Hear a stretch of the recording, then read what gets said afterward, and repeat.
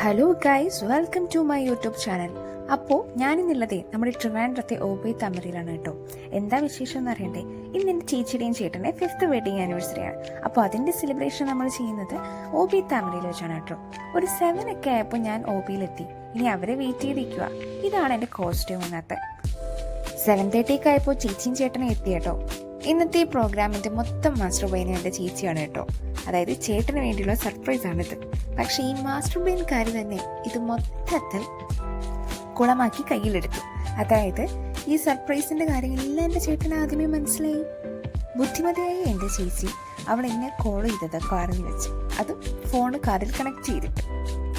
അങ്ങനെ നമ്മുടെ സംസാരത്തിൽ നിന്ന് ചേട്ടന് ഏകദേശം എല്ലാം മനസ്സിലായി. നൈസായിട്ട് ചേട്ടനെ കേക്ക് കട്ട് ചെയ്യാൻ കൊണ്ടുപോകാമെന്ന് വിചാരിച്ചാണേ, പക്ഷെ അതും ചേട്ടൻ കണ്ടുപിടിച്ചു.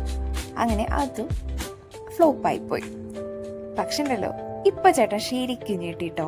ചേച്ചിയുടെ ഗിഫ്റ്റ് കൊടുക്കുന്നത് ചേട്ടൻ കണ്ടിട്ടേ ഇല്ല.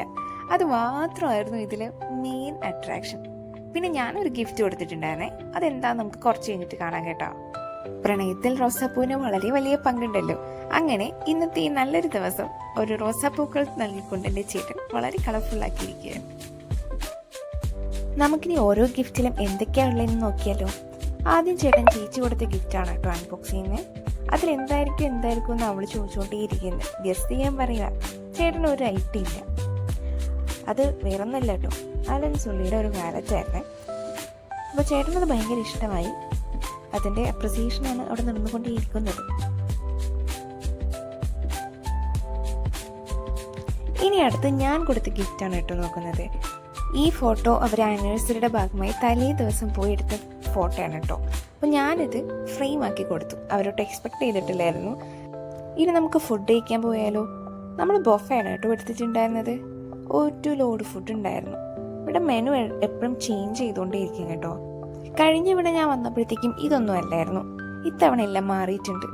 പക്ഷെ എനിക്കൊരു പ്രശ്നമുണ്ട്. എനിക്ക് ഒരുപാട് ഫുഡ് കാണുമ്പോൾ എൻ്റെ മനസ്സും വയറുമൊക്കെ പെട്ടെന്ന് നിറഞ്ഞു പോകും. പിന്നെ എനിക്കൊന്നും കഴിക്കാൻ പറ്റില്ല. പിന്നെ എന്തായാലും വന്നില്ലേ, കഴിക്കാതിരിക്കാൻ പറ്റില്ലല്ലോ എന്ന് പറഞ്ഞിട്ട് ഞാൻ എന്തൊക്കെയൊക്കെ വാരി കഴിക്കും. മെയില് ചിക്കനാണ് കേട്ടോ ഒന്ന് കഴിക്കുക. ആദ്യം ഞാൻ അങ്ങോട്ടും ഇങ്ങോട്ടും നടന്ന് ഫുൾ എന്തൊക്കെയുണ്ട് എന്നെല്ലാം നോക്കി വെച്ചു.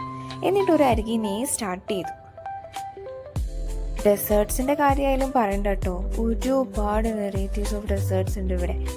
നമ്മൾ കഴിച്ചാലും തീരാത്തത്ര ഫുഡുണ്ട്. പിന്നെ ഞാനൊരു സ്പൈസി ഫുഡ് ലവർ ആയതുകൊണ്ട് തന്നെ ഇതിനോട് എനിക്ക് വലിയ താല്പര്യമില്ല.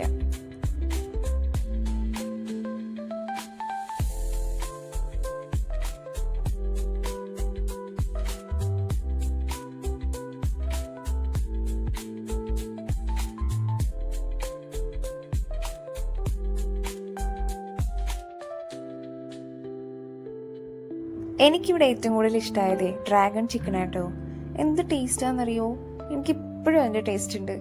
ഭയങ്കര നല്ല അടിപൊളിയായിരുന്നു. പിന്നെ ഫുഡുമായിട്ടുള്ള മൽപ്പിടുത്തം എല്ലാം കഴിഞ്ഞതിന് ശേഷം നമ്മൾ നേരെ റൂഫ് ടോപ്പിലോട്ട് പോയേ. അവിടെ നിന്ന് വെച്ചാൽ നല്ല അടിപൊളി വ്യൂ ആണ്. അതായത് ആ ലുലു മോളും ബാക്കി എല്ലാം നമുക്ക് അവിടെ നിന്ന് കാണാൻ കേട്ടോ. ഭയങ്കര ഒരു പീസ്ഫുൾ ഒരു പ്ലേസാണ് കേട്ടോ അത്. പിന്നെ ഇതെല്ലാം കഴിഞ്ഞ് കുറേ നേരം അവിടെ ഇവിടെയൊക്കെ കറങ്ങി നടന്നതിന് ശേഷം നമ്മൾ ഒരു 10:30 ആയപ്പോൾ അവിടെ നിന്ന് ഇറങ്ങിട്ടോ. ടാറ്റ ബൈ ബൈ ഒക്കെ പറഞ്ഞ് അവിടെ നിന്ന് നമ്മളെല്ലാം 3 പേരും കൂടെ അങ്ങ് ഇറങ്ങുവാണ്. അപ്പോൾ ഇനി നമുക്ക് അടുത്ത വീഡിയോ കാണാവേ. ബൈ.